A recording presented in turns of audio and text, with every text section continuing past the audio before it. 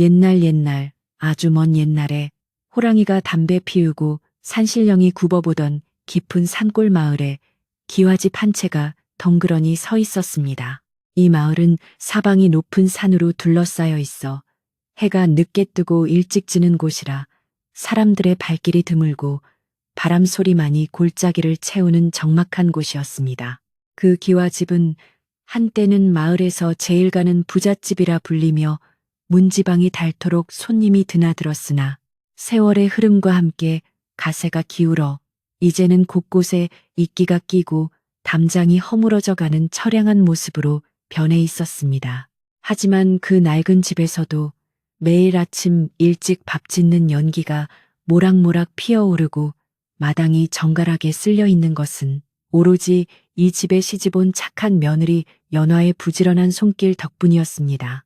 연화는 본래 아랫마을의 가난한 선비 집안에서 태어나 배움이 깊고 마음씨가 고운 처녀였으나 집안의 빚을 갚기 위해 이 산골 마을에 몰락해가는 양반가로 시집을 오게 되었습니다. 그녀가 시집 올 당시 시댁의 창고는 비어있기가 일쑤였고 곳간에는 쥐들만 드나들 정도로 형편이 어려웠으나 연화는 불평 한마디 없이 소매를 걷어붙이고 집안일을 도맡았습니다. 그녀는 새벽닭이 울기도 전에 일어나 차가운 우물물로 세수를 하고 얼음장 같은 부엌 바닥에 쪼그리고 앉아 불을 지피며 하루를 시작했습니다. 거친 일이라고는 해본 적 없던 그녀의 고운 손은 어느새 흙투성이가 되고 굳은 살이 박여 거칠어졌지만 그녀는 남편과 시어머니를 모시는 일을 하늘이 내린 천직이라 여기며 묵묵히 견뎌냈습니다. 그러나 시어머니인 최 씨 부인은 며느리의 헌신을 고마워하기는커녕 오히려 그녀를 눈엣 가시처럼 여기며 사사건건 트집을 잡기 일쑤였습니다. 최 씨 부인은 젊은 시절의 부귀 영화를 잊지 못하고 여전히 자신이 대가집 마님인 줄 착각하며 살았기에 쪼들리는 살림살이의 원인을 모두 며느리의 탓으로 돌리곤 했습니다. 그녀는 며느리가 해온 밥상의 반찬이 부실하다며 밥그릇을 밀쳐내거나 빨래가 희지 않다며 다 된 빨래를 다시 우물가로 가져가게 하는 등 고된 시집살이를 시켰습니다. 연하는 시어머니의 부당한 호통 앞에서도 고개를 숙이고 잘못했습니다. 어머니, 다음부터는 더 주의하겠습니다라며 공손히 대답할 뿐 단 한 번도 말대꾸를 하거나 얼굴을 찌푸리는 법이 없었습니다. 시어머니 옆에는 그녀를 꼭 빼닮은 시누이가 있어 연화의 시집살이를 더욱 고달프게 만들었는데 시누이는 나이가 차도록 시집을 가지 못하고 집에 얹혀 살며 올케를 부려먹는 것을 낙으로 삼았습니다. 시누이는 연화가 밭에서 힘들게 일하고 돌아와 잠시 숨을 돌리려 하면 자신의 버선이 해졌다느니 치마폭이 트너졌다느니 하며 바느질감을 잔뜩 안겨주곤 했습니다. 연화는 피곤한 몸을 이끌고 호롱불 아래 앉아 밤새도록 시누이의 옷을 꿰매면서도 남편이 깨지 않도록 조심하며 숨소리조차 크게 내지 않았습니다. 시누이는 그런 연화를 보며 들어올 때 복을 가지고 와야지. 지질이 궁상맞게 일만 한다며 비아냥거리기 일쑤였지만 연화는 그저 묵묵히 바늘을 놀릴 뿐이었습니다. 연화의 남편은 본래 심성은 착했으나 어려서부터 몸이 약해 방 안에 누워 지내는 날이 많았고 어머니와 여동생의 기세에 눌려 아내를 제대로 감싸주지 못하는 위인이었습니다. 그는 아내가 고생하는 것을 안쓰러워하면서도 어머니가 며느리를 쥐잡듯 잡을 때면 모른 척 고개를 돌리거나 이불을 뒤집어 쓰고 자는 척을 했습니다. 연화는 그런 남편을 원망할 법도 했지만 오히려 남편의 약탕을 정성껏 다리고 밤마다 다리를 주무르며 지극정성으로 간호했습니다. 그녀에게 남편은 이 낯설고 차가운 집에서 유일하게 자신이 의지해야 할 하늘이자 자신이 지켜내야 할 마지막 자존심과도 같았기 때문입니다. 가을이 깊어지고 산등성이에 붉은 단풍이 들기 시작할 무렵 마을에는 흉흉한 소문과 함께 찬바람이 불어오기 시작했습니다. 올해 농사는 가뭄으로 인해 예년보다 수확이 좋지 않았고 겨울을 날 양식이 부족할지도 모른다는 걱정이 마을 전체를 감싸고 있었습니다. 연화는 부족한 살림을 꾸려나가기 위해 남들이 버리는 시래기를 주워 모아 엮고 산에 올라가 도토리와 밤을 주워다 가루를 내며 다가올 겨울을 준비했습니다. 그녀는 자신의 배는 내일지언정 시어머니와 남편의 상에는 따뜻한 밥을 올리기 위해 밤잠을 줄여가며 삿바느질을 하여 쌀을 구했습니다. 어느 날 장날 최 씨 부인은 장터에 나갔다가 우연히 이웃 마을의 중매쟁이 노파를 만나 솔깃한 이야기를 듣게 되었습니다. 중매쟁이는 읍내에 사는 아주 큰 부잣집에서 며느리를 구하고 있는데 그 집 아들이 몸이 좀 불편하여 재취 자리를 찾고 있으며 지참금을 아주 넉넉하게 줄 것이라고 떠들었습니다. 최 씨 부인은 그 이야기를 듣는 순간 눈이 번쩍 뜨이며 머릿속으로 삿된 욕심을 굴리기 시작했습니다. 지금 있는 며느리 연하를 내쫓고 아들을 그 부잣집 딸이나 돈 많은 과부에게 다시 장가 보낼 수만 있다면 이 지긋지긋한 가난에서 벗어나 다시 떵떵거리는 안방마님 소리를 들으며 살 수 있을 것이라는 망상이 피어올랐습니다. 집으로 돌아온 최 씨 부인은 마당에서 콩을 털고 있는 연화의 뒷모습을 보며 혀를 추베찼습니다. 땀을 흘리며 일하는 며느리의 모습이 예전에는 부지런해 보였을지 모르나 이제는 자신의 팔자를 가로막고 있는 걸림돌로만 보이기 시작한 것입니다. 그녀는 방에 들어와 딸에게 낮에 들은 이야기를 소상히 전하며 내 오라비가 전연 때문에 길을 못 펴고 사는 것 같다. 세 사람을 들이면 우리 집안이 확 필 텐데라며 은근히 속내를 비쳤습니다. 신우이 또한 맞장구를 치며 맞아요. 어머니. 올케가 들어온 뒤로 집에 우환이 끊이질 않잖아요. 전연이 기가 새서 오라비 병이 낫질 않는 거예요. 라고 험담을 보댔습니다. 그날 저녁 밥상머리에서 최 씨 부인은 유난히 며느리를 타박하며 분위기를 험악하게 만들었습니다. 국이 왜 이리 짜냐.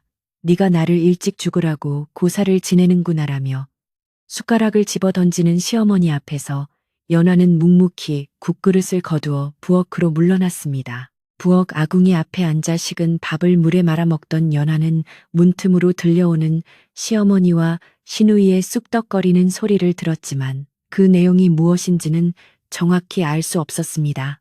다만 등골이 오싹해지는 기운을 느끼며 다가올 겨울이 예년보다 훨씬 춥고 혹독할 것 같다는 예감이 들었습니다. 며칠 뒤 마을 우물가에서 아낙네들이 모여 빨래를 하다가 연화에 대한 칭찬을 늘어놓았습니다. 김진사 댁 며느리는 정말 하늘이 내린 효부야. 그 고약한 시어머니 밑에서 어찌 그리 잘 참는지 몰라라며 입을 모았습니다. 마침 그곳을 지나가던 최 씨 부인은 그 소리를 듣고 얼굴이 불그락 푸르락해졌습니다. 남들이 자신의 며느리를 칭찬하는 것이 곧 자신의 악독함을 비난하는 말로 들렸기 때문입니다. 그녀는 집으로 돌아와 애꿎은 강아지를 발로 차며 화풀이를 했고 마당을 쓸고 있던 연화에게 내년이 밖에서 내 욕을 하고 다니니 사람들이 나를 손가락질하는 것 아니냐며 생트집을 잡았습니다.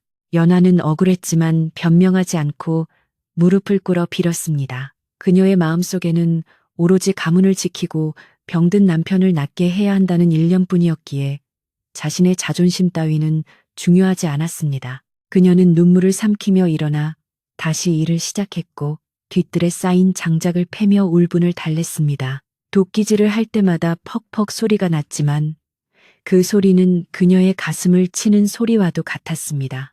집안의 늙은 행랑어 멈만이 부엌 문 뒤에서 그 모습을 지켜보며 긴 한숨을 내쉬었습니다.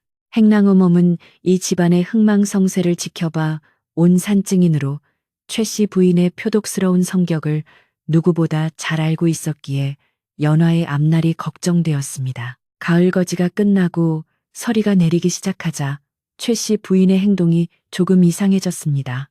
평소에는 거들떠보지도 않던 며느리에게 갑자기 친절한 척을 하며 말을 걸기도 하고 밥상에 고기 반찬이 올라오면 슬쩍 며느리 쪽으로 밀어주기도 했습니다. 연화는 시어머니의 갑작스러운 변화가 당황스러우면서도 혹시나 자신의 정성이 드디어 통하여 시어머니의 마음이 움직인 것은 아닐까 하는 신락 같은 희망을 품었습니다. 하지만 그것은 먹잇감을 앞에 둔 맹수가 발톱을 숨기고 잠시 숨을 고르는 것과 같은 불길하고 위험한 친절이었습니다. 신우이 또한 묘한 웃음을 흘리며 연화를 바라보곤 했는데 그 눈빛은 마치 죽은 사람을 바라보는 듯 섬뜩했습니다. 어느 날 밤, 최 씨 부인은 아들의 방에 들어가 한참 동안 이야기를 나누고 나왔습니다. 방에서 나온 시어머니의 얼굴에는 비장함마저 감돌았고 그녀는 안방으로 돌아와 장롱 깊숙한 곳에서 무언가를 꺼내 만지작거렸습니다. 그것은 오래된 비녀였는데 그녀는 비녀를 보며 혼잣말로 중얼거렸습니다. 이걸 팔아서라도 이번 일은 꼭 성사시켜야지. 암 그렇고 말고. 연화는 건너방에서 바느질하다가 마루가 삐걱거리는 소리에 잠시 일손을 멈추고 귀를 기울였지만 밖에는 바람 소리만 윙윙거릴 뿐 아무런 인기척도 없었습니다. 다음 날 아침 최 씨 부인은 연화를 불러 앉혀놓고 심각한 표정으로 입을 열었습니다.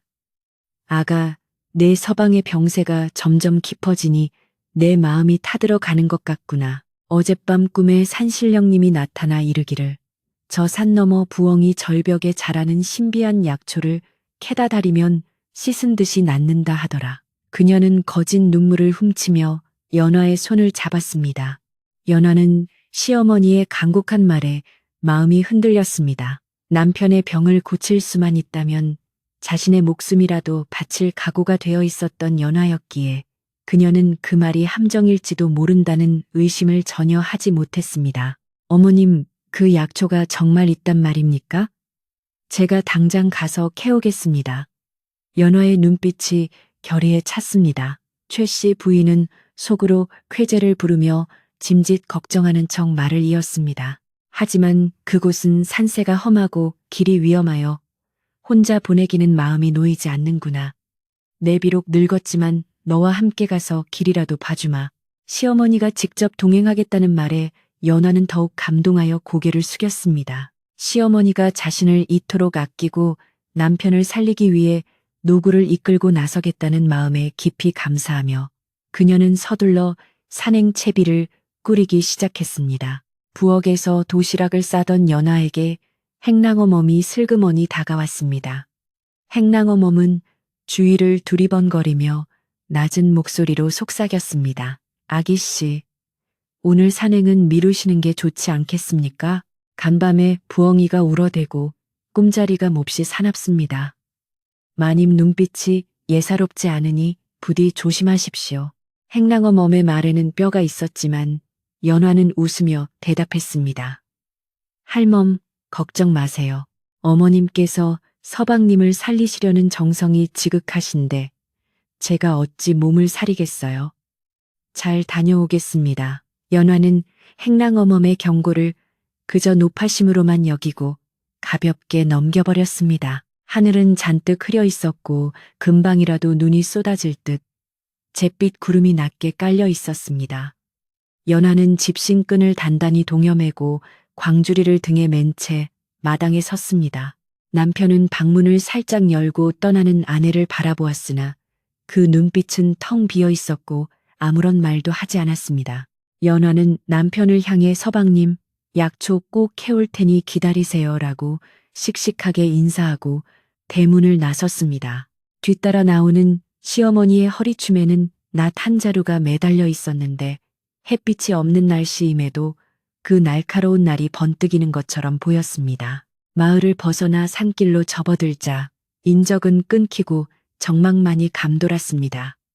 낙엽이 수북이 쌓인 산길은 미끄러웠고 찬바람이 나뭇가지를 흔들며 기괴한 소리를 냈습니다. 연화는 앞장서서 걷는 시어머니를 부축하며 험한 길을 올랐습니다. 평소에는 걸음이 느리던 시어머니가 이날따라 이상하게도 발걸음이 빨랐고 거친 숨을 몰아쉬면서도 쉬어가자는 말을 하지 않았습니다. 연화는 숨이 턱까지 차올랐지만 남편을 살리겠다는 일념 하나로 묵묵히 뒤를 따랐습니다. 산이 깊어질수록 안개가 자욱하게 피어올라 한치 앞을 분간하기 어려워졌습니다. 한참을 올라 산중턱에 이르렀을 때 시어머니가 갑자기 멈춰서서 주위를 살폈습니다. 여기가 아닌가 보구나. 더 높이 저 까마득한 절벽 위로 가야 귀한 약초가 있다더구나. 그녀가 가리키는 곳은 마을 사람들이 얼씬도 하지 않는 험준한 부엉이 절벽이었습니다. 그곳은 깎아지른 듯한 낭떠러지로 되어 있어 발을 잘못 디디면 뼈도 추리지 못한다는 무서운 곳이었습니다. 연화는 잠시 주춤했지만 시어머니의 재촉에 다시 발걸음을 옮겼습니다. 숲속 어디선가 까마귀가 까악까악 울어대며 불길한 전조를 알렸지만 두 여인은 안개 속으로 점점 더 깊이 들어갔습니다. 산행이 계속되면서 연화의 등에서는 식은땀이 흘러내렸습니다. 단순한 육체적 피로 때문이 아니라 등 뒤에서 느껴지는 알 수 없는 서늘함 때문이었습니다. 시어머니는 산을 오르는 내내 단 한마디의 말도 하지 않았고 가끔 뒤를 돌아볼 때마다 그녀의 눈은 초점 없이 허공을 응시하거나 연화의 발끝을 뚫어지게 쳐다보곤 했습니다. 연화는 문득 행랑어멈의 말이 떠올랐지만 이제 와서 되돌아가기에는 너무 멀리 와버렸다는 생각에 애써 불안감을 떨쳐내려 노력했습니다. 바람은 더욱 거세져 연화의 옷자락을 펄럭이게 했고 마치 가면 안 된다고 외치는 듯 했습니다. 마침내 두 사람은 부엉이 절벽의 정상 부근에 도착했습니다. 발 아래로는 천길 낭떠러지가 입을 벌리고 있었고 골짜기에서 불어오는 바람은 서 있기조차 힘들 정도로 거셌습니다. 자, 다 왔다. 저기 저 끝에 저 바위 틈새를 보아라. 저기에 붉은 열매가 달린 약초가 보이지 않느냐. 시어머니가 절벽 끝을 가리키며 소리쳤습니다. 연화는 시어머니가 가리키는 곳을 보려 조심스럽게 절벽 가장자리로 다가갔습니다. 안개 때문에 잘 보이지 않아 몸을 앞으로 숙이며 눈을 가늘게 떴습니다. 바로 그 순간이었습니다. 연화가 절벽 아래를 내려다보며 약초를 찾느라 정신이 팔린 사이 뒤에 서 있던 시어머니의 눈빛이 표독스럽게 변했습니다. 그녀는 주위를 힐끗 둘러보아 아무도 없음을 확인하고는 떨리는 손을 꽉 쥐었습니다. 그녀의 입가에는 비릿한 미소가 스쳐 지나갔고 마음속에 웅크리고 있던 탐욕이라는 괴물이 마침내 고개를 들었습니다. 연화는 등 뒤에서 다가오는 그림자를 전혀 눈치채지 못한 채 오직 남편을 살릴 약초를 찾는 데에만 온 신경을 집중하고 있었습니다. 이것이 이승에서의 마지막 기억이 될지도 모른다는 사실을 꿈에도 모른 채 말입니다. 바람이 잠시 멈춘 듯 고요해진 찰나 시어머니의 거친 숨소리가 연화의 귀 바로 뒤에서 들렸습니다. 아가, 미안해하지 마라. 이게 다 우리 집안을 살리는 길이다. 나지막하지만 소름 끼치는 목소리와 함께 강력한 힘이 연화의 등을 떠밀었습니다. 연화는 어머님 하고 외마디 비명을 지르며 허공으로 몸을 날렸습니다. 그녀의 손이 허공을 휘저었지만 잡을 것은 아무것도 없었고 시야는 순식간에 회색빛 하늘과 검은 절벽으로 뒤집혔습니다.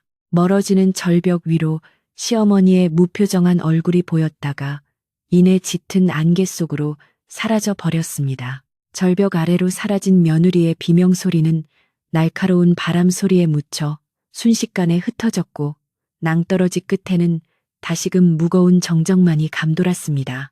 시어머니 최 씨 부인은 떨리는 손으로 가슴을 쓸어내리며 절벽 아래를 굽어보았으나 자욱한 안개와 까마득한 깊이 때문에 아무것도 보이지 않았습니다. 그녀의 심장은 쿵쾅거렸지만 그것은 사람을 해쳤다는 죄책감보다는 드디어 일을 저질렀다는 두려움과 이제는 알터니가 빠졌다는 해방감이 뒤섞인 기묘한 감정이었습니다. 그녀는 주위를 다시 한번 살피고는 자신이 저지른 끔찍한 짓을 덮기 위한 연극을 준비하기 시작했습니다. 스스로 옷고름을 풀어헤치고 머리카락을 헝클어뜨린 뒤 치마폭에 흙을 묻혀 마치 며느리를 구하려다 넘어진 것처럼 꾸몄습니다. 그녀의 눈빛에서 방금 전의 살기는 사라지고 어느새 자식을 잃은 어미의 허망한 표정이 자리 잡았습니다. 최 씨 부인은 산을 내려오며 목청을 가다듬고 거짓 통곡을 연습했습니다. 아이고, 내 며느리야. 이 불쌍한 것을 어찌할꼬. 그녀의 입에서 나오는 소리는 가증스러울 만큼 애절하여 듣는 이가 있다면 누구라도 속아 넘어갈 지경이었습니다. 산길을 내려오는 내내 그녀는 머릿속으로 시나리오를 완벽하게 짰습니다.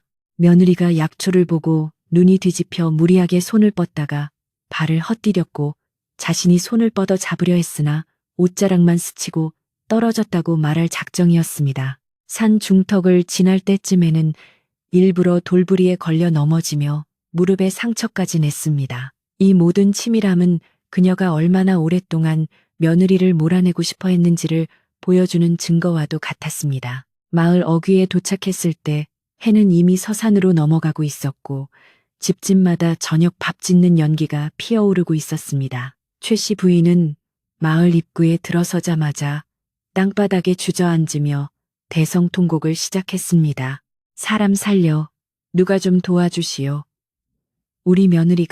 착한 우리 며느리가 죽었소. 그녀의 찢어지는 듯한 비명에 놀란 마을 사람들이 하나둘씩 대문 밖으로 뛰쳐나왔습니다. 바디를 마치고 돌아오던 농부들과 우물가에 있던 아낙네들이 혼비백산하여 최 씨 부인을 둘러쌌습니다. 그녀는 흙투성이가 된 얼굴로 눈물 콧물을 흘리며 가슴을 쳤고 그 모습은 영락없이 며느리를 잃고 정신이 나간 시어머니의 모습이었습니다. 사람들이 웅성거리며 무슨 일이냐고 묻자 최 씨 부인은 숨이 넘어가는 소리로 자초지종을 늘어놓았습니다. 글쎄, 그 효심 깊은 아이가 서방님 약해 먹인다고 그 험한 절벽에 기어 올라가더니 내 말릴 새도 없이 그만. 아이고, 불쌍해서 어쩌나. 그녀는 말을 잇지 못하고 땅을 치며 오열했습니다. 마을 사람들은 그 말을 듣고 혀를 차며 안타까워했습니다. 평소 연화가 얼마나 지극정성으로 시댁을 모셨는지 알기에 그녀의 죽음은 마을 사람들에게 큰 충격과 슬픔으로 다가왔습니다. 개중에는 눈시울을 붉히며 함께 우는 아낙들도 있었고 하늘도 무심하시지 어찌 그리 착한 사람을 먼저 데려가나 하며 탄식하는 노인들도 있었습니다. 소식을 듣고 뛰쳐나온 시누이는 어머니의 모습을 보고 잠시 멈칫했으나 이내 상황을 파악하고는 덩달아 목 놓아 울기 시작했습니다. 올케가 가면 우리 오라비는 어쩌라고. 시누이의 울음소리는 어머니보다 더 크고 요란했으나 그녀의 소매 뒤에 가려진 입가에는 묘한 안도의 미소가 번지고 있었습니다. 그녀는 속으로 이제야 알터니가 빠졌구나. 그 지긋지긋한 연골을 안 봐도 되니 살 것 같다고 쾌재를 불렀습니다. 두 모녀는 서로를 부둥켜 안고 통곡하며 마을 사람들의 동정심을 자극하고 자신들의 알리바이를 더욱 견고하게 다졌습니다. 집안의 불행을 가장한 이쇼는 그야말로 완벽해 보였습니다. 방 안에 누워있던 남편은 밖에서 들려오는 소란스러움에 힘겹게 몸을 일으켜 문을 열었습니다. 마당으로 들어서는 어머니와 여동생의 울음소리, 그리고 며느리가 죽었다는 사람들의 수군거림이 그의 귀에 꽂히는 순간 그는 다리에 힘이 풀려 마루 끝에 주저앉고 말았습니다. 여보, 그게 무슨 소리여? 그의 목소리는 모기 소리처럼 작았고 얼굴은 백지장처럼 하얗게 질렸습니다. 최 씨 부인은 아들에게 달려가 네 처가 너 살리겠다고 약촉해다가 그만 변을 당했다며 거짓말을 쏟아냈습니다. 남편은 하늘이 무너지는 듯한 절망감을 느꼈지만 동시에 마음 한구석에서는 이상한 위화감을 느꼈습니다. 아내가 그렇게 무모한 사람이 아니라는 것을 알았기 때문입니다. 하지만 슬픔과 병마에 짓눌린 그는 의심을 키울 힘조차 없었습니다. 마을 촌장이 나서서 시신을 수습해야 하지 않겠느냐고 물었습니다. 횃불을 밝혀서라도 지금 당장 절벽 아래로 내려가 보자고 청년들이 나섰습니다. 하지만 최 씨 부인은 기겁을 하며 그들을 말렸습니다. 아니 되네. 절대 아니 돼. 그곳은 산짐승이 들끓고 낭떠러지가 깊어 시신을 찾으러 가다가 산 사람까지 다칠 수 있어. 밤에는 귀신이 나온다는 흉흉한 곳이니 날이 밝으면 생각해 보세. 그녀는 혹시라도 며느리가 살아있을까봐 혹은 타살의 흔적이 발견될까봐 극구 반대했습니다. 그녀는 며느리의 시신이 짐승밥이 되어 영영 사라지기를 바랐기에 위험을 핑계로 수색을 막아선 것입니다. 촌장은 부인의 완강한 태도에 어쩔 수 없이 고개를 끄덕이며 물러섰습니다. 그 시각 차가운 어둠이 내려앉은 부엉이 절벽 아래 앙상한 가지로 뒤덮인 깊은 골짜기의 연화는 피투성이가 된 채 쓰러져 있었습니다. 그녀가 떨어진 곳은 다행히도 절벽 중간에 튀어나온 늙은 소나무 가지들이 엉겨 있는 곳이었고 그 아래 쌓인 두터운 낙엽 더미가 충격을 흡수해준 덕분에 목숨만은 건질 수 있었습니다. 그러나 온몸은 부서질 듯 아팠고 찢어진 옷 사이로 드러난 피부는 긁히고 멍들어 성한 곳이 없었습니다. 차가운 밤바람이 그녀의 뺨을 때리자 연화는 끙하는 신음소리를 내며 간신히 눈을 떴습니다. 눈앞에는 칠흑 같은 어둠뿐이었고 하늘에는 무심한 별들만이 총총히 빛나고 있었습니다. 정신이 돌아오자마자 밀려온 것은 육체적인 고통보다 더 끔찍한 기억이었습니다. 절벽 끝에서 자신을 밀치던 시어머니의 손길, 그리고 귓가에 속삭이던 비정한 목소리가 생생하게 되살아났습니다. 이게 다 우리 집안을 살리는 길이다. 그 말은 비수가 되어 연화의 심장을 후벼 팠습니다. 그녀는 믿을 수 없는 현실에 몸을 떨었습니다. 자신이 그토록 헌신하며 섬겼던 시어머니가 자신을 죽이려 했다는 사실은 뼈가 부러지는 아픔보다 더 큰 고통으로 다가왔습니다. 연화는 소나무 가지를 부여잡고 오열했습니다. 그녀의 눈물은 뺨을 타고 흘러내려 흙바닥을 적셨지만 이 깊은 골짜기에서 그녀의 울음소리를 들어줄 이는 아무도 없었습니다. 한참을 울다 지친 연화는 문득 고개를 들어 밤하늘을 올려다 보았습니다. 이대로 죽는다면 억울해서 눈을 감을 수 없을 것 같았습니다. 자신이 죽으면 시어머니와 시누이는 아무 일도 없었다는 듯이 잘 살 것이고 병든 남편은 영문도 모른 채 새 장가를 가게 될 것이었습니다. 아니야, 나는 죽을 수 없어. 이대로 죽으면 나는 원기가 될 거야. 연화의 눈빛이 독하게 변했습니다. 그녀는 이를 악물고 몸을 일으키려 애썼습니다. 왼쪽 다리는 심하게 다쳐 움직일 때마다 끔찍한 통증이 밀려왔지만 그녀는 주변에 널려있는 나뭇가지를 지팡이 삼아 억지로 몸을 지탱했습니다. 살아야 한다는 본능과 복수심이 그녀를 움직이게 만들었습니다. 연화는 절벽 아래쪽 바람을 피할 수 있는 작은 바위 동굴을 찾아 기어갔습니다. 동굴 안은 눅눅하고 짐승의 배설물 냄새가 났지만 찬이슬을 피하기에는 충분했습니다. 그녀는 치마를 찢어 다친 다리를 동여매고 품속에 넣어두었던 남편의 약으로 쓰려던 마른 대추 몇 알을 꺼내 씹었습니다. 단물이 목구멍으로 넘어가자 조금이나마 기운이 도는 듯 했습니다. 그녀는 차가운 돌바닥에 웅크리고 앉아 밤을 지새우며 맹세했습니다. 반드시 살아서 돌아가리라. 돌아가서 그들의 가증스러운 가면을 벗기고 내가 겪은 고통을 고스란히 돌려주리라.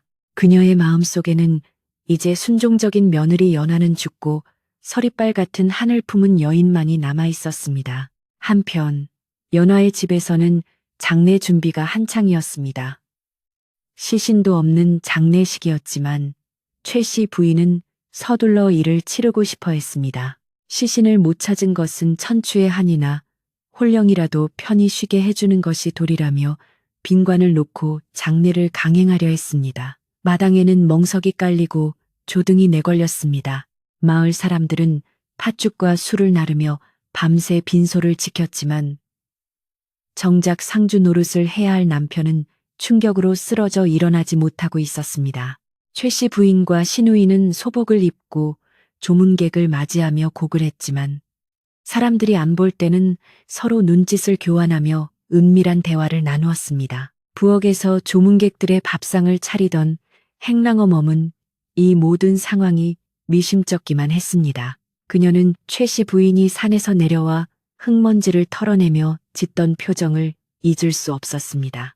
슬픔에 잠긴 사람의 얼굴이라기보다는 큰일을 치르고 난 뒤에 긴장과 흥분이 서려 있는 얼굴이었기 때문입니다. 게다가 평소 며느리를 잡아먹지 못해 안달이던 사람이 갑자기 세상 없는 효부를 잃은 듯 행동하는 것이 너무나도 자귀적으로 느껴졌습니다. 행랑어 몸은 국을 푸다가 혼잣말로 중얼거렸습니다. 앞만 봐도 이상해. 귀신이 곡할 노릇이지. 멀쩡하던 아기씨가 갑자기 절벽에서 떨어졌다니. 밤이 깊어지자 조문객들도 하나둘 돌아가고 집안에는 정막이 흘렀습니다. 최 씨 부인은 사람들이 다 돌아간 것을 확인하고 부엌으로 들어와 남은 고기와 전을 허겁지겁 집어먹었습니다. 하루 종일 곡을 하느라 배가 고팠던 것입니다. 입가에 기름을 묻히며 걸신 들린 듯 먹어치우는 시어머니의 모습은 방금 전까지 며느리를 잃고 식음을 전폐한 척하던 사람과는 딴판이었습니다. 그 모습을 문틈으로 지켜보던 행랑어 몸은 소름이 끼쳐 입을 틀어막았습니다. 저 사람은 사람이 아니야, 짐승이야. 행랑어 몸은 확신했습니다. 며느리의 죽음 뒤에 검은 음모가 도사리고 있음을. 행랑어 몸은 조심스럽게 사랑방으로 가서 알아누운 남편에게 다가갔습니다. 남편은 열에 들떠 헛소리를 하고 있었습니다. 연화야, 연화야.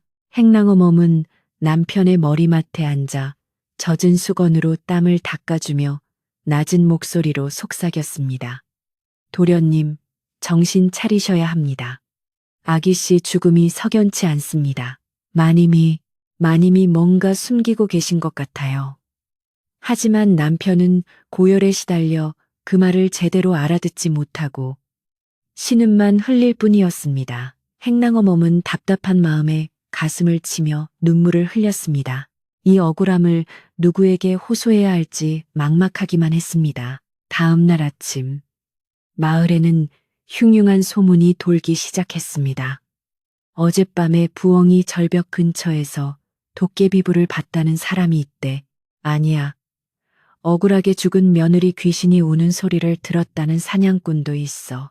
사람들의 입을 타고 퍼지는 소문은 최 씨 부인의 귀에도 들어갔습니다. 그녀는 짐짓 태어난 척하며 어리석은 사람들이 헛소문을 퍼뜨린다고 일축했지만 내심 불안한 기색을 감출 수 없었습니다. 혹시라도 며느리가 살아있는 것은 아닐까 하는 생각이 스칠 때마다 등골이 오싹해졌지만 그 높은 절벽에서 떨어져 살아남을 리 만무하다고 스스로를 위로했습니다. 하지만 진실은 감춘다고 감춰지는 것이 아니었습니다. 산속 깊은 곳에서 연화는 꺾인 나뭇가지로 부목을 대고 팽넝쿨로 묶은 뒤 지팡이를 짚고 일어섰습니다. 온몸이 찢어지는 고통이 따랐지만 그녀는 한 발짝 한 발짝 내디뎠습니다. 집으로 가는 길은 멀고도 험했지만 그녀의 눈빛은 그 어느 때보다 형형하게 빛났습니다. 그녀는 산짐승을 피하기 위해 낮에는 덤불 속에 숨어 이동하고 밤에는 달빛의 의지의 길을 찾았습니다. 며느리의 장례식이 치러지는 날이 다가오고 있었고 연화는 그날에 맞춰 반드시 돌아가리라 다짐했습니다. 자신의 빈관이 묻히기 전에 살아서 걸어 들어가 그들의 면전에 서리라 결심했습니다. 마을에서는 장례 준비가 마무리 단계에 접어들었습니다. 최 씨 부인은 무당을 불러 굿을 하겠다고 설쳤습니다. 며느리의 원혼을 달랜다는 핑계였지만 실상은 며느리의 귀신이 집에 붙지 못하게 쫓아내려는 속셈이었습니다. 징소리와 꽹과리 소리가 요란하게 울려 퍼지는 가운데 마을 사람들은 구판을 구경하러 모여들었습니다. 무당은 작두를 타며 억울하다, 억울해 라고 소리쳤는데 그 소리에 최 씨 부인은 사색이 되어 벌벌 떨었습니다. 도둑이 제 발 저린 격이었습니다. 시누이는 옆에서 어머니의 손을 꼭 잡으며 불안한 눈빛을 교환했습니다. 사흘째 되는 날 드디어 발인을 하기로 한 날이 밝았습니다. 하늘은 잔뜩 찌푸려 있었고 빗방울이 한두 방울씩 떨어지기 시작했습니다. 상여가 나갈 채비를 하고 곡소리가 다시금 높아졌습니다. 동네 사람들은 상여를 맬 준비를 하며 수군거렸습니다. 시신도 없는 상여라니 참으로 기가 막힌 노릇이여. 그러게 말이야. 저 집 며느리가 참 불쌍해. 그때였습니다. 마을 어귀에서 절뚝거리는 발걸음으로 천천히 다가오는 그림자가 하나 있었습니다. 흰 소복을 입은 듯하지만 흙투성이가 되어 넝마가 된 옷, 산발한 머리, 그리고 창백하지만 서슬퍼런 얼굴. 그것은 바로 연화였습니다. 먹구름이 잔뜩 낀 하늘에서 기어이 빗방울이 후두둑 떨어지기 시작하더니 이내 장대비가 되어 마당을 적셨습니다. 상여를 메고 나가려던 상두꾼들은 갑작스러운 비와 마을 어귀에서 나타난 기이한 형체에 놀라 그 자리에 얼어붙은 듯 멈춰 섰습니다. 빗물에 젖어 착 달라붙은 소복과 산발한 머리카락 사이로 보이는 연하의 얼굴은 핏기 하나 없이 창백했으나 두 눈만은 형형하게 빛나고 있어 산 사람인지 죽은 원혼인지 분간하기 어려웠습니다. 그녀가 한 걸음 한 걸음 내디딜 때마다 질질 끌리는 다리에서 배어나온 붉은 피가 빗물에 씻겨 땅바닥을 붉게 물들였습니다. 저게 뭐야? 귀신인가?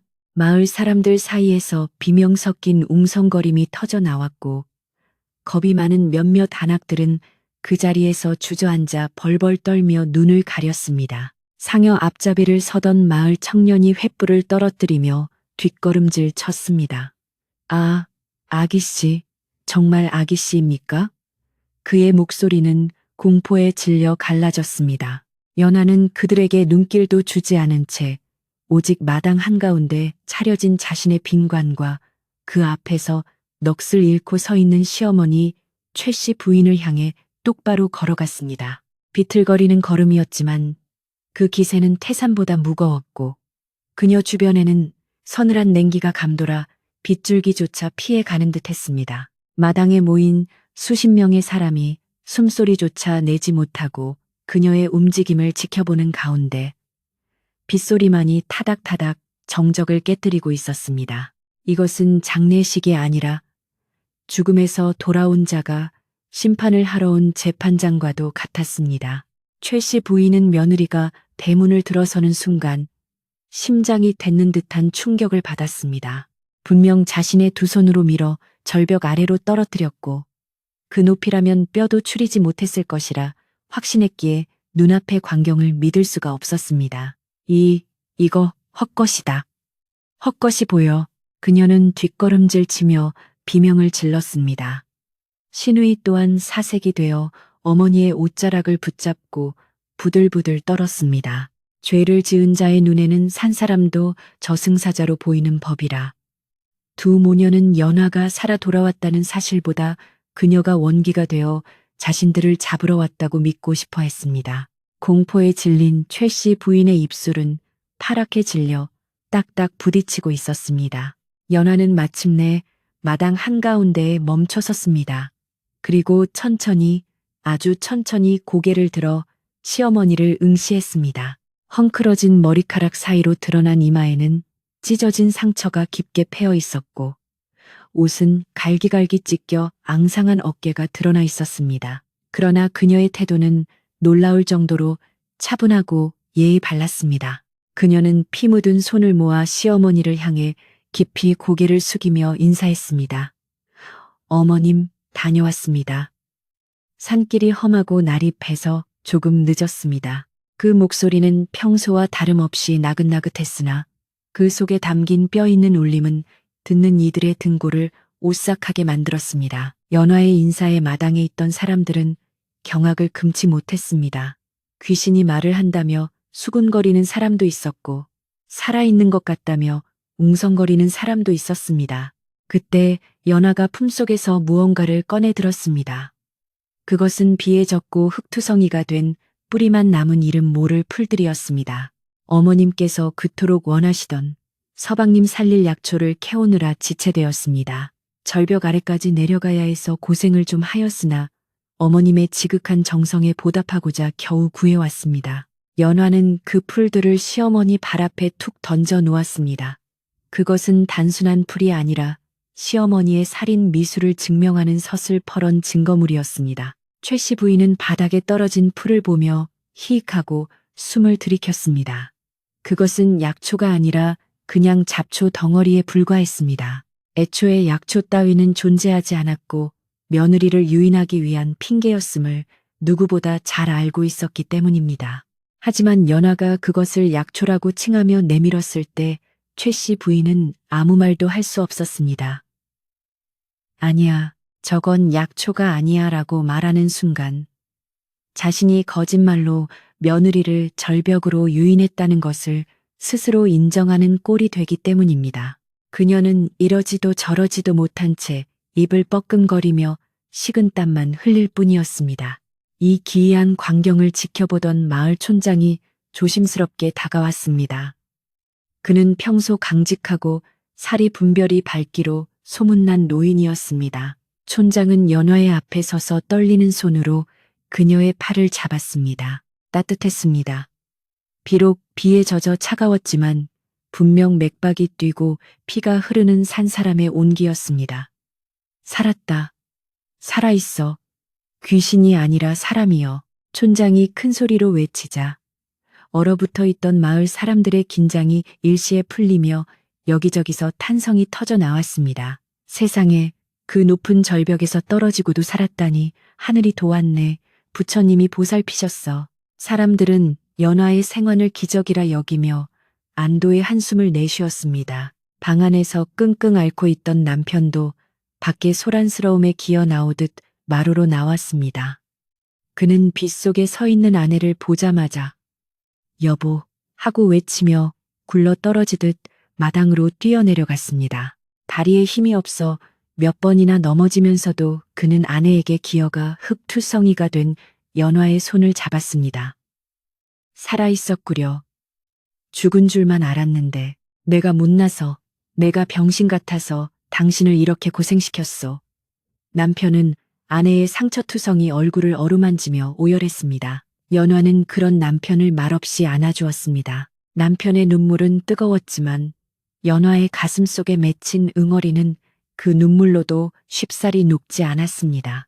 살아 돌아온 며느리와 그녀를 붙잡고 우는 아들, 그리고 당혹감을 감추지 못하는 시어머니, 이 기묘한 삼각구도 속에서 마을 사람들의 시선은 점차 의구심으로 바뀌기 시작했습니다. 근데 참 이상하지 않아? 최 씨 부인은 며느리가 발을 헛디뎌 죽었다고 했는데 어떻게 살아 돌아왔을까? 그러게 말이야. 그리고 며느리가 하는 말을 들어봐. 시어머니가 시켜서 약초를 캐러 갔다고 하잖아. 사람들의 수군거림이 점점 커지자 최 씨 부인은 위기감을 느꼈습니다. 이대로 가다가는 자신의 악행이 만천하에 드러날 것이 뻔했습니다. 그녀는 선수를 치기로 마음먹었습니다. 저 처녀는 내 며느리가 아니다. 내 며느리는 분명 절벽에서 떨어져 죽었다. 저건 산송장이다. 여우가 둔갑해서 며느리 행세를 하는 것이다. 최 씨 부인은 갑자기 표정을 바꾸고 손가락질을 하며 악을 썼습니다. 무당 불러. 당장 구슬해서 저 요물을 쫓아내야 해. 그녀의 표독스러운 고함에 신우이도 합세하여 맞아요. 옳게 눈빛을 보세요. 저게 어디 사람 눈입니까? 분명 귀신이 씌었어요. 라며 사람들을 선동하려 들었습니다. 궁지에 몰린 쥐가 고양이를 물듯 두 모녀는 적반하장으로 나오며 연화를 마녀로 몰아세웠습니다. 마을 사람들은 시어머니의 격한 반응에 잠시 주춤했습니다. 옛날 사람들은 귀신이나 도깨비 이야기를 철석같이 믿었기에 혹시나 하는 마음의 두려움을 느꼈던 것입니다. 게다가 연화의 몰골이 워낙 처참하여 정말로 원기가 붙은 것처럼 보이기도 했습니다. 분위기가 다시 험악해지려던 찰나 연화가 피식 웃음을 터뜨렸습니다. 그 웃음은 비웃음도 아니요 기쁨의 웃음도 아닌 허탈함과 분노가 뒤섞인 서글픈 웃음이었습니다. 어머님, 제가 귀신이라면 어찌 대낮에 발이 땅에 닿겠으며 서방님이 만졌을 때 온기가 느껴지겠습니까? 정녕 제가 죽기를 바라셨던 것입니까? 연화의 차분한 반박에 최 씨 부인은 말문이 막혔습니다. 그때 부엌에서 상황을 지켜보던 행랑어멈이 튀어나왔습니다. 더 이상 참을 수 없다는 듯 그녀는 빗속으로 뛰어들어 연화의 앞을 막아섰습니다. 마님, 천벌이 무섭지도 않으십니까? 아기 씨가 어떻게 살아 돌아왔는데 귀신이라니요. 제가 똑똑히 봤습니다. 마님이 산에 가실 때 낫을 챙겨가시는 걸, 그리고 돌아오셨을 때 옷에 흙이 잔뜩 묻어있던 걸 말이요. 행랑어멈의 폭탄 선언에 마당은 순식간에 아수라장이 되었습니다. 평소 입이 무겁던 행랑어멈이 나선 것은 상황을 반전시키는 결정적인 계기가 되었습니다. 최 씨 부인은 얼굴이 불그락 푸르락해져서 이 늙은 년이 노망이 났나. 어디서 주둥이를 함부로 놀려 하며 행랑어멈에게 달려들어 뺨을 때리려 했습니다. 하지만 연화가 재빨리 시어머니의 손목을 낚아챘습니다. 며칠 전까지만 해도 순종적이고 연약했던 며느리의 악력이라고는 믿기지 않을 만큼 강한 힘이었습니다. 그만하십시오, 어머님. 더 이상 추한 꼴 보이지 마십시오. 하늘이 보고 있고 땅이 듣고 있습니다. 연화의 눈에서 뿜어져 나오는 서슬퍼런 기운에 최 씨 부인은 흠칫 놀라 손을 빼려 했지만 연화는 놓아주지 않았습니다. 제가 절벽에서 떨어질 때 제 옷자락을 잡으려다 놓치셨다고 하셨지요? 연화가 또렷한 목소리로 물었습니다. 최 씨 부인은 엉겁결에 그래, 내가 너를 구하려다 그만 하고 말을 더듬었습니다. 그러자 연화는 자신의 찢어진 저고리 소매를 들어보였습니다. 그렇다면 어머님 손톱 밑에 제 옷감 부스러기가 남아있어야 이치에 맞지 않겠습니까? 하지만 어머님, 제가 떨어지는 순간 어머님은 제 등을 밀고 계셨기에 손에는 아무것도 남아있지 않을 것입니다. 연화의 논리정연한 추궁의 마을 사람들은 고개를 끄덕이며 최 씨 부인을 의심스러운 눈초리로 바라보았습니다. 당황한 최 씨 부인은 급해서 기억이 안 난다. 늙은이가 정신이 없어서 그런 걸 어찌 다 기억하느냐 하며 발뺌을 했지만 이미 마을 사람들의 마음은 돌아선 뒤였습니다. 촌장이 엄한 목소리로 꾸짖었습니다. 부인, 자꾸 말을 돌리지 마시오. 며느리가 살아 돌아왔으면 천만다행이라 여기고 반겨야지. 어찌 귀신 취급하며 내쫓으려 한단 말이오. 평소 며느리를 구박하던 것을 온 동네가 다 아는데 이번 일도 심상치가 않소. 촌장의 말에 동조하여 마을 사람들도 한마디씩 거들기 시작했습니다. 맞아. 아까 보니까 슬퍼하는 척하면서 눈물도 안 나오더만. 장례도 너무 서두르는 게 수상했어. 신우이는 상황이 불리하게 돌아가자 슬금슬금 뒷걸음질 치며 자리를 피하려 했습니다.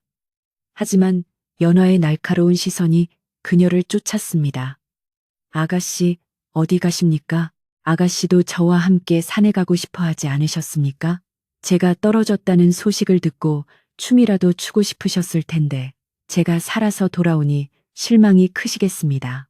연화의 말에 신우이는 얼굴이 홍당무처럼 빨개져서 고개를 숙였습니다. 그녀가 평소 올케를 괴롭히던 행실이 부메랑이 되어 돌아온 것입니다. 비는 점점 더 거세게 쏟아졌고 마당에 놓인 빈 관은 비에 젖어 흉물스럽게 번들거렸습니다. 연화는 잡고 있던 시어머니의 손목을 거칠게 놓아주며 선언하듯 말했습니다. 오늘은 제 장례날이 아니라 이 집안의 묵은 때를 씻어내는 날이 될 것입니다. 저는 죽지 않았습니다. 그리고 앞으로도 죽지 않고 이 집의 며느리로 이 사람의 아내로 당당하게 살 것입니다. 그녀의 목소리는 천둥소리처럼 마당을 울렸습니다. 남편은 아내의 강인한 모습에 넋을 잃고 바라보았고 마음속 깊은 곳에서부터 뜨거운 존경심과 미안함이 솟구쳐 올랐습니다. 그때 마을 어귀에서 또 다른 인형이 나타났습니다. 그는 산에서 약초를 캐는 신만이 노인이었는데 손에 무언가를 들고 있었습니다.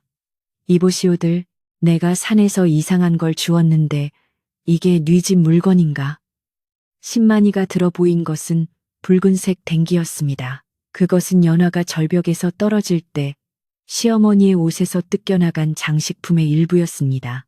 최 씨 부인은 그 댕기를 보자마자 윽 하고 신음소리를 내며 그 자리에 주저앉고 말았습니다. 그것은 그녀가 범인임을 입증하는 빼도 박도 못할 증거였기 때문입니다. 신만이는 영문도 모른 채 다가왔지만 연화는 그 댕기를 받아들고 높이 쳐들었습니다. 이것 보십시오. 이것은 어머님이 아끼시던 댕기입니다. 제가 절벽 끝에서 살려달라고 허우적거릴 때 제 손에 잡힌 것이 바로 이것입니다.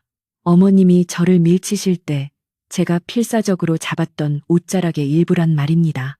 연화의 외침에 모든 진실이 백일하에 드러났습니다. 마을 사람들은 경악하며 입을 다물지 못했고 최 씨 부인을 향해 세상에 어미가 며느리를 죽이려 하다니 하며 손가락질을 퍼부었습니다. 최 씨 부인은 바닥을 기며 아이고 내가 미쳤지 귀신에 씌었어 하며 횡설수설했지만 누구도 그녀의 말을 믿지 않았습니다. 촌장은 혀를 차며 사람의 탈을 쓰고 어찌 이런 짓을 관아에 고발하여 죄를 물어야 마땅하나 집안 꼴이 말이 아니니 일단 집안에 가두시오라고 명령했습니다. 청년들이 나서서 최 씨 부인과 시누이를 안방으로 끌고 들어갔습니다. 그녀들의 비명과 통곡 소리가 빗소리에 묻혀 사라졌습니다. 마당에는 이제 연화와 남편, 그리고 그녀를 안타깝게 바라보는 마을 사람들만이 남았습니다. 비가 조금씩 잦아들고 구름 사이로 희미한 햇살이 비치기 시작했습니다. 연화는 긴장이 풀린 듯 휘청거렸지만 남편이 그녀를 단단히 부축했습니다. 고생했소. 정말 고생했소. 남편의 눈물 젖은 목소리에 연화는 비로소 참았던 눈물을 터뜨렸습니다. 그것은 안도의 눈물이자 그동안 겪었던 모진 시집살이와 죽음의 공포를 씻어내는 정화의 눈물이었습니다. 행랑어 몸이 달려와 젖은 수건으로 연화의 얼굴을 닦아주며 아기씨, 이제 다 끝났습니다. 이제 아무도 아기씨를 건드리지 못합니다라고 위로했습니다. 마을 사람들은 젖은 멍석을 걷어내고 상여를 치우기 시작했습니다. 죽은 사람을 위한 장례식은 끝났고 산 사람을 위한 새로운 삶이 시작되려 하고 있었습니다.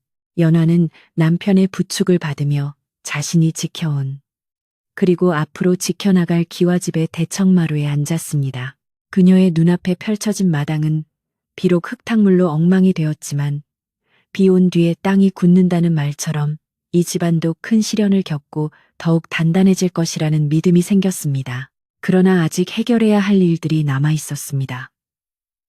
죄를 지은 자들에 대한 처분과 무너진 집안의 질서를 바로잡는 일이 그녀를 기다리고 있었습니다. 소란스러웠던 장례식 날의 밤이 지나고 마을에는 다시금 고요한 아침이 찾아왔습니다.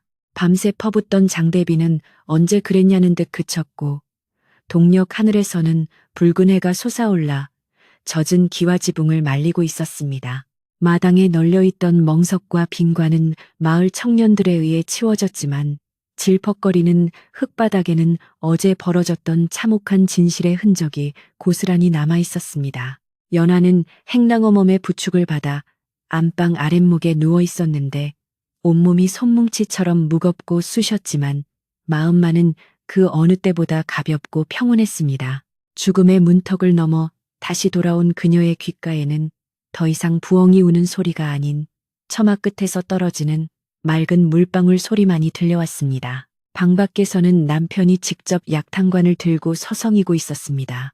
평소 같으면 어머니가 시키는 대로 방 안에 틀어박혀 책이나 읽고 있었을 그였지만 어제의 사건은 유약했던 그를 완전히 다른 사람으로 바꾸어 놓았습니다. 그는 부채를 들고 아궁이 앞에 앉아 밤새도록 약을 다렸습니다. 매캐한 연기에 눈물을 흘리면서도 그는 자리를 비우지 않았고 아내를 지키지 못했다는 죄책감을 약탕관에 쏟아부었습니다. 행랑어 몸이 방문을 열고 나오자 남편은 서둘러 들어가 아내의 머리맡에 앉았습니다. 그의 손은 투박하고 서툴렀지만 숟가락으로 약물을 떠서 연화의 입가에 가져다주는 그 손길에는 떨리는 진심이 담겨 있었습니다. 부인, 이 약을 드시오.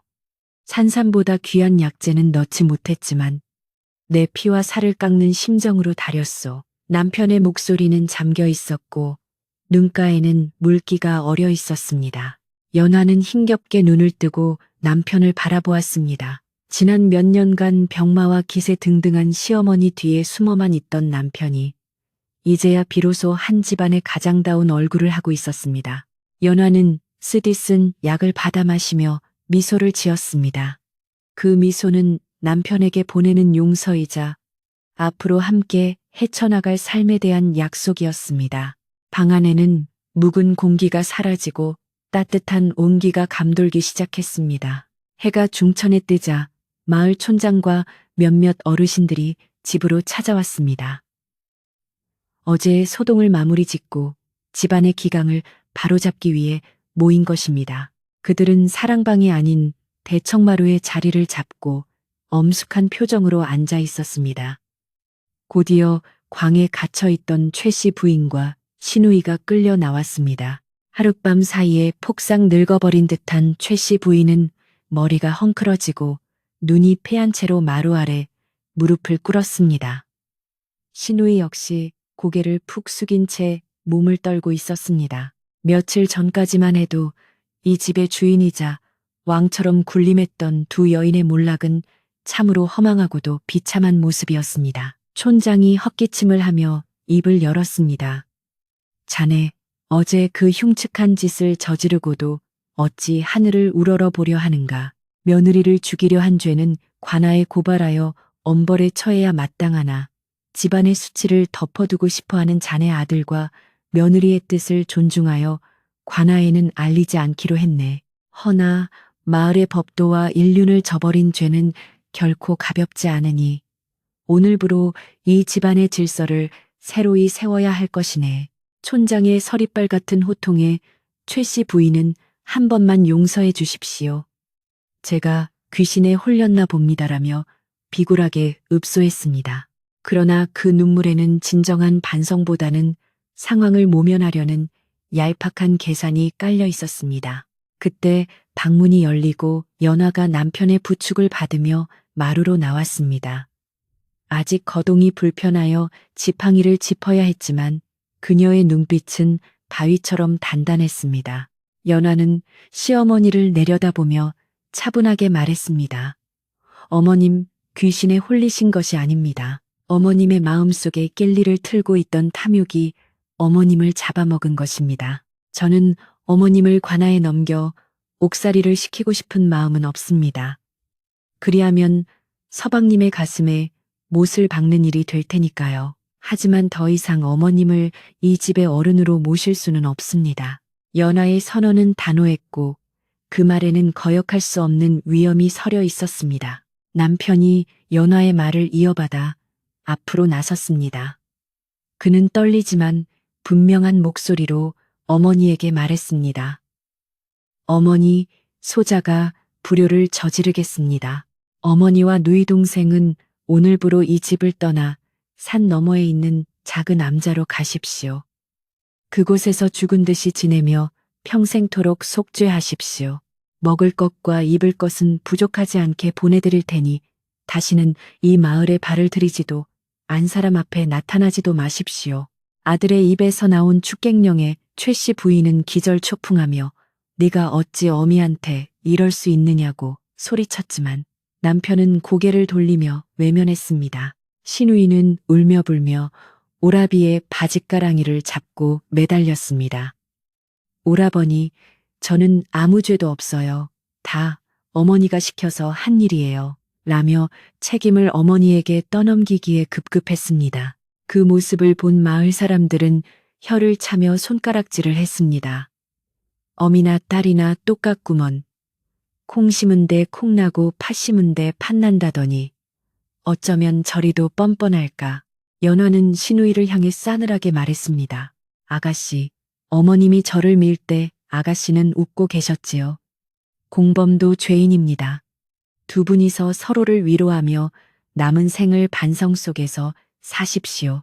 더 이상의 자비는 없었습니다. 결국 마을 청년들이 나서서 두 모녀의 짐을 싸들고 밖으로 내쳤습니다. 최 씨 부인과 시누이는 울고불고하며 대문 기둥을 잡고 버텼지만 건장한 청년들의 힘을 당해낼 수는 없었습니다. 그녀들은 쫓겨나면서도 악담을 퍼부었지만 그 소리는 공허한 메아리가 되어 산속으로 사라졌습니다. 마을 사람들은 그녀들이 마을 어귀를 완전히 벗어날 때까지 뒤를 따르며 감시했고 두 모녀의 그림자가 보이지 않게 되자 비로소 안도의 한숨을 내쉬었습니다. 마을을 짓누르던 먹구름이 완전히 걷히고 밝은 햇살이 집안 구석구석을 비추기 시작했습니다. 두 모녀가 떠난 집안은 절간처럼 조용해졌지만 그것은 쓸쓸함이 아닌 평화로움이었습니다. 연화는 행랑어멈을 시켜 집안 곳곳에 소금을 뿌리게 했습니다. 부정을 씻어내고 새로운 기운을 불러들이기 위한 의식이었습니다. 그리고 창고 깊숙한 곳에 숨겨져 있던 시어머니의 장부와 곡간 열쇠를 찾아냈습니다. 무쇠로 만든 묵직한 열쇠 꾸러미를 손에 쥔 연화는 그 무게감을 느끼며 다짐했습니다. 이제 이 집은 내가 지킨다. 다시는 헛된 욕심이 이 집을 망치지 못하게 하리라. 그녀는 열쇠를 허리춤에 단단히 묶었고 걸을 때마다 짤랑거리는 소리는 새로운 안방마님의 탄생을 알리는 팡파르와도 같았습니다. 며칠이 지나자 연화의 상처에도 딱지가 앉고 새살이 돋아나기 시작했습니다. 그녀는 몸을 추스르자마자 가장 먼저 부엌으로 들어갔습니다. 그동안 제대로 된 밥상을 받지 못해 수척해진 남편을 위해 따뜻한 밥을 짓기 위해서였습니다. 아궁이에 불을 지피는 연화의 얼굴은 불빛에 비쳐 붉게 물들었고 뚝배기에서 구수한 된장찌개 냄새가 피어오르자 집안에는 다시금 활기가 돌기 시작했습니다. 행랑어 몸은 아기씨, 아니 이제 마님 쉬셔야 하는데 벌써 일을 하십니까? 라며 말렸지만 연화는 내 손으로 지은 밥을 먹여야 서방님 기운이 날 것 같아서요. 라며 웃어 보였습니다. 저녁 밥상에는 윤기가 흐르는 하얀 쌀밥과 보글보글 끓는 된장찌개, 그리고 연화가 정성껏 무친 나물들이 올라왔습니다. 화려하지는 않지만 정성이 가득 담긴 소박한 밥상이었습니다.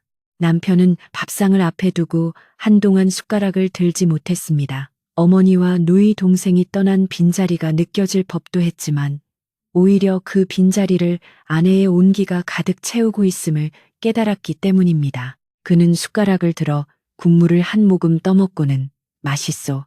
정말 맛있소. 내 평생 먹어본 밥 중에 제일 맛있소라고 말하며 눈물을 훔쳤습니다. 연화는 그런 남편의 밥그릇에 생선살을 발라 올려주며 묵묵히 지켜보았습니다. 마을 사람들의 태도도 완전히 달라졌습니다. 예전에는 연화를 그저 불쌍한 며느리로만 여겼지만 이제는 죽음에서 돌아와 집안을 바로잡은 강인한 여인으로 존경하게 되었습니다. 우물가에 나가면 아낙네들이 먼저 자리를 비켜주며 인사를 건넸고 밭에서 일하는 남정네들도 연화가 지나가면 허리를 굽혀 예를 표했습니다. 연화는 그들의 호의에 겸손하게 답례하면서도 꼿꼿한 자세를 잃지 않았습니다. 그녀는 더 이상 누군가의 눈치를 보며 사는 약자가 아니었습니다. 그녀는 스스로 운명을 개척하고 자신의 자리를 쟁취한 승리자였습니다. 어느 날 이웃 마을에서 떡을 돌리러 왔습니다.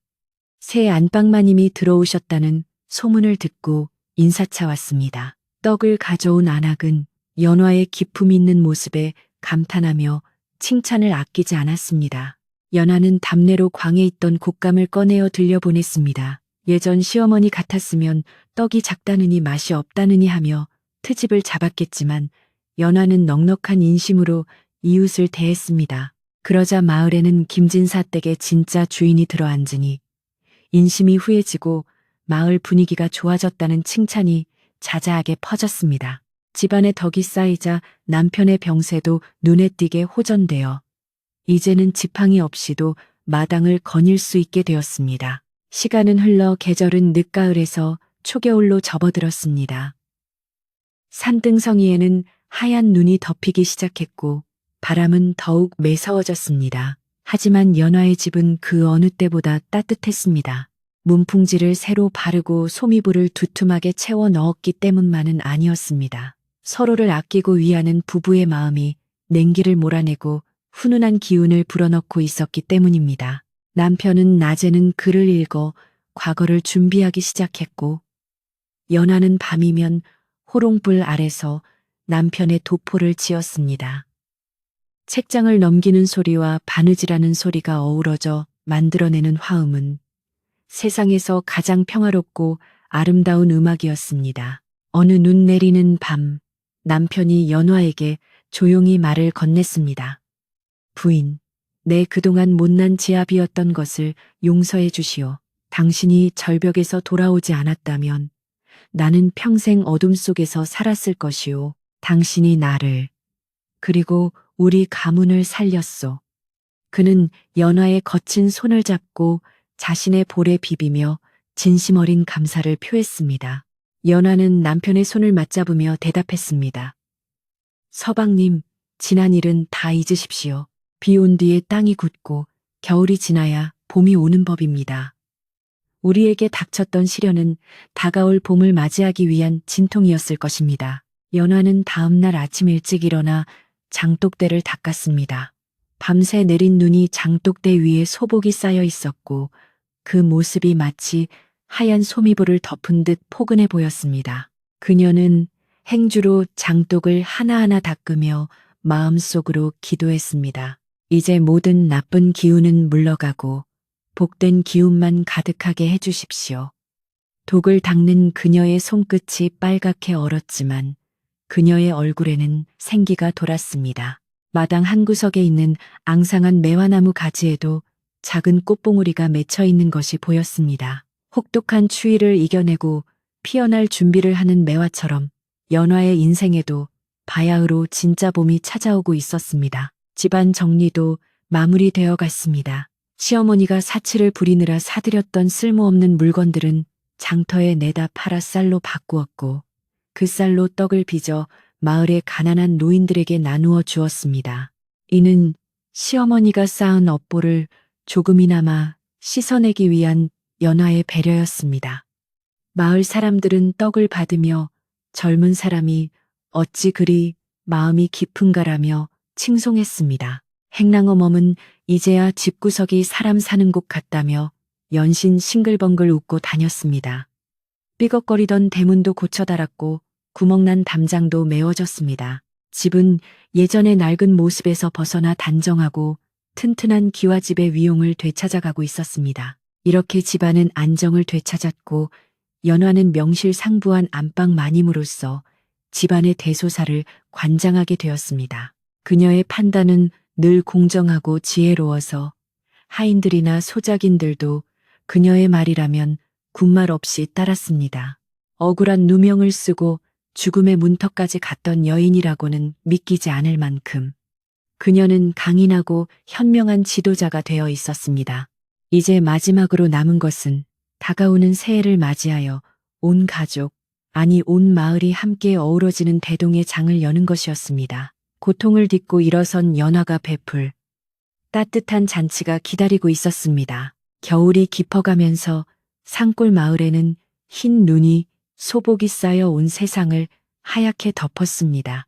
연화가 살고 있는 기와집 지붕 위에도 마당 한가운데 서 있는 늙은 감나무 가지 위에도 눈꽃이 피어났습니다.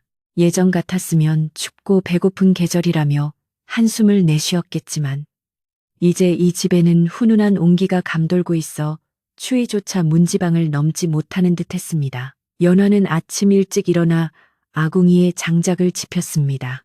타닥타닥 타오르는 불길 소리가 마치 경쾌한 음악처럼 들려왔고 굴뚝으로 피어오르는 하얀 연기는 마을의 아침을 알리는 신호탄이 되었습니다.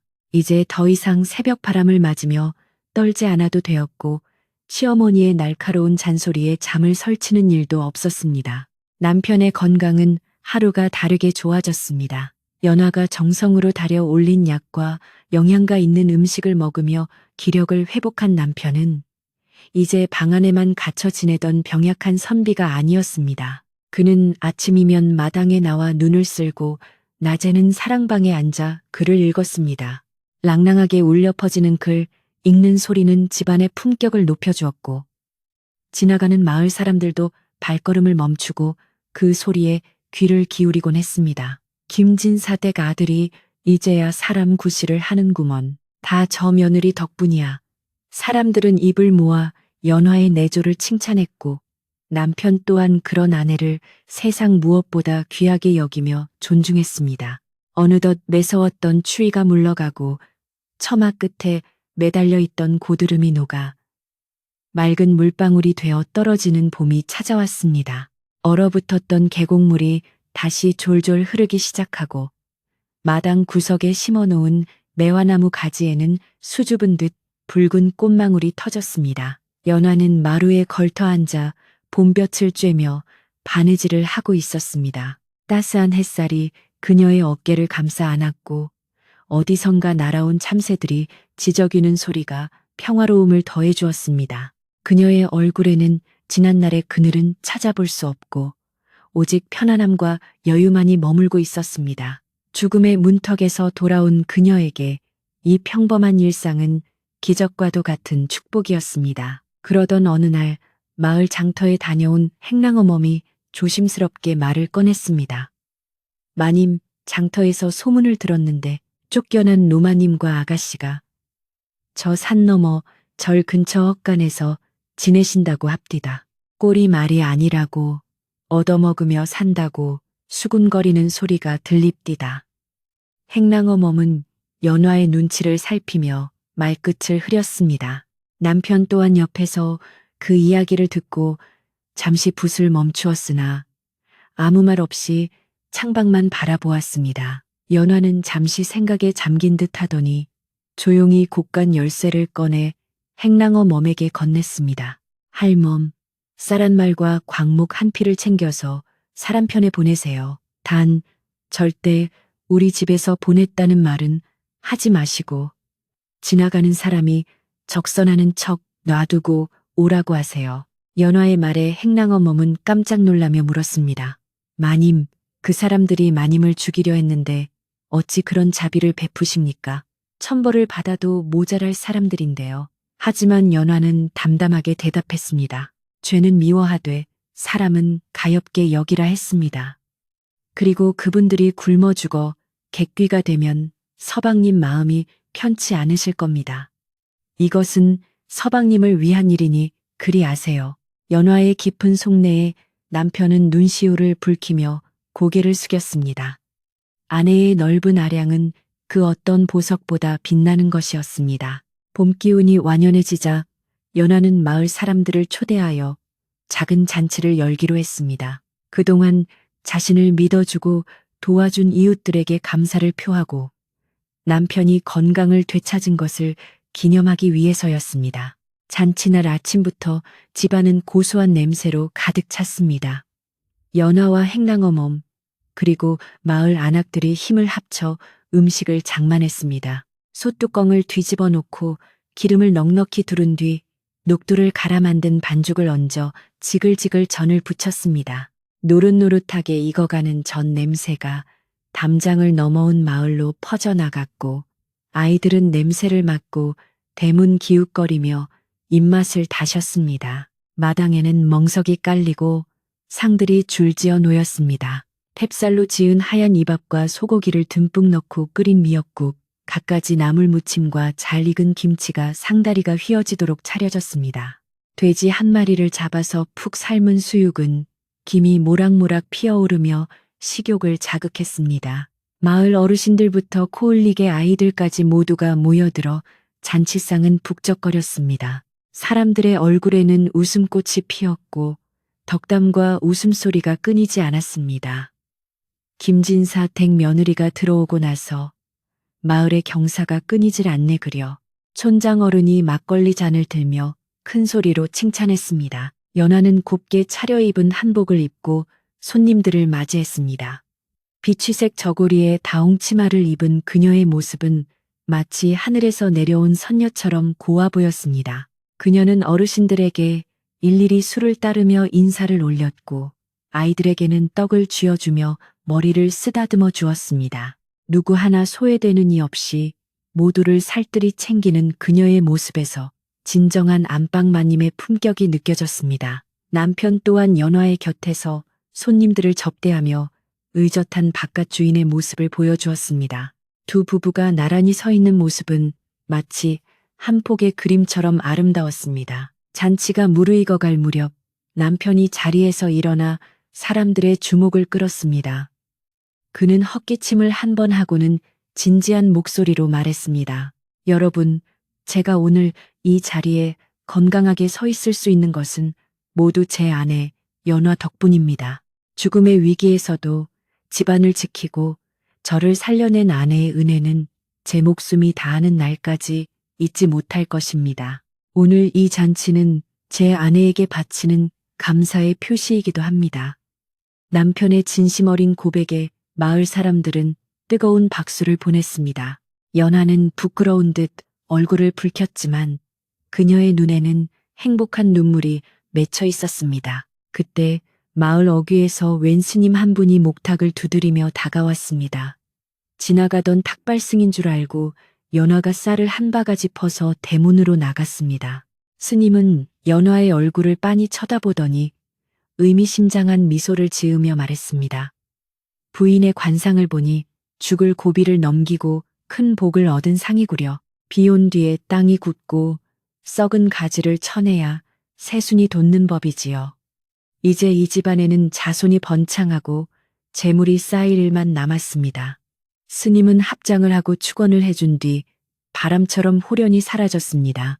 연화는 스님의 뒷모습을 보며 마음속 깊은 곳에 남아있던 마지막 불안감마저 씻겨 내려가는 것을 느꼈습니다. 해가 서산으로 넘어가고 잔치가 끝날 무렵 마을 사람들은 배를 두드리며 집으로 돌아갔습니다. 모두의 손에는 연화가 싸준 떡과 과일이 들려 있었고 입가에는 만족스러운 미소가 걸려 있었습니다. 북적거리던 마당은 다시 조용해졌지만 그 여우는 따뜻하게 남아 있었습니다. 연하와 남편은 뒷정리를 하는 하인들을 물리고 대청마루에 나란히 앉아 밤하늘을 올려다 보았습니다.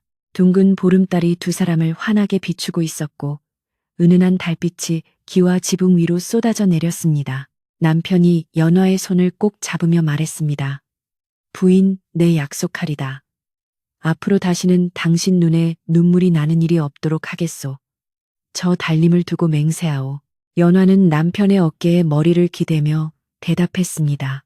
서방님, 저는 이미 충분히 행복합니다.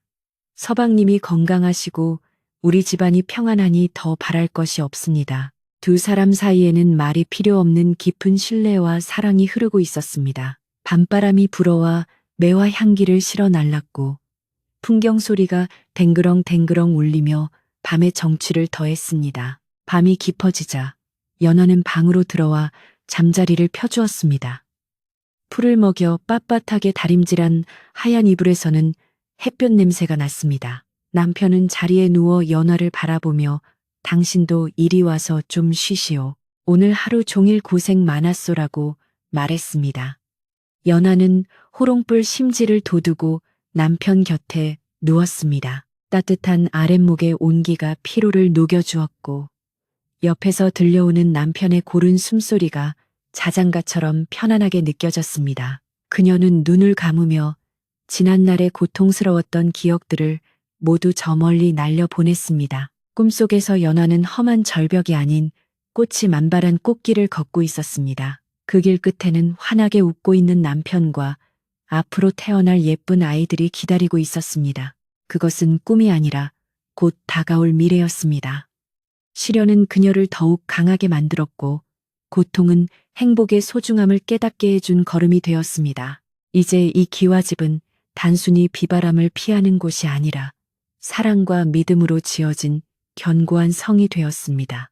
어떤 시련이 닥쳐와도 두 사람은 함께 이겨낼 것이며 그들의 이야기는 마을 사람들의 입을 통해 오래오래 전해질 것입니다. 다음 날 아침 마을 사람들은 김진사 댁 굴뚝에서 피어오르는 연기를 보며 하루를 시작했습니다.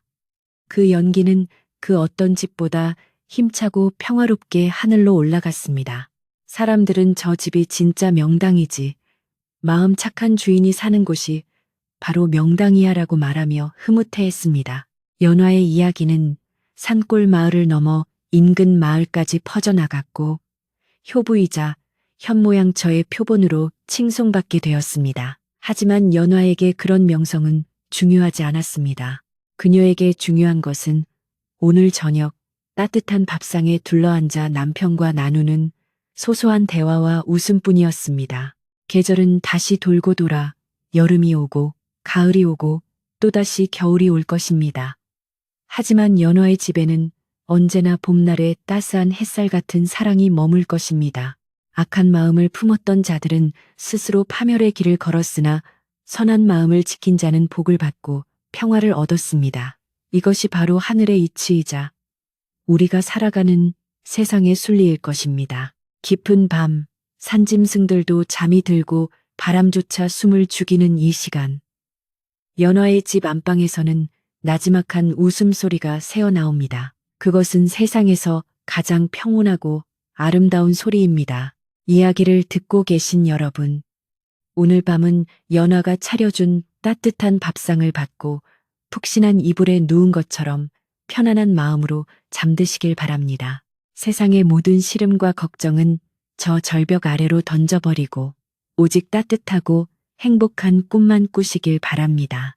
착한 사람은 복을 받고 나쁜 사람은 벌을 받는다는 이 단순하고도 명쾌한 진리가 여러분의 꿈속을 지켜줄 것입니다.